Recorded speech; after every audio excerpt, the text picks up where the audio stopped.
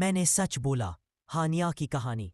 ये हानिया है, 5 साल की नन्ही मासूम जिंदगी से भरपूर।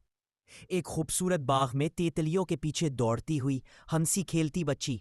वो हर दिल अजीज थी, सच बोलती थी, दिल की साफ। लेकिन वक्त के साथ एक छोटी सी आदत ने उसे बदल दिया। झूठ, छोटे छोटे झूठ जो सिर्फ डांट से बचने के लिए बोले गए। पहले एक झूठ, फिर दूसरा, और फिर ये उसका मामूल बन गया। स्कूल में जब हानिया ने झूठ बोला, घर में जब उसने गुलदान गिराया और इनकार कर दिया। माँ बाप हैरान थे, लेकिन माँ ने गुस्सा नहीं किया।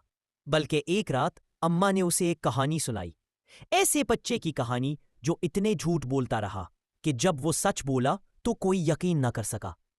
हानिया सोच में पड़ गई, आईने में खुद को देखती रही और फिर अपने दिल से कहा, मैंने झूठ बोला। हानिया। अगले दिन पहली बार हानिया ने सच बोला।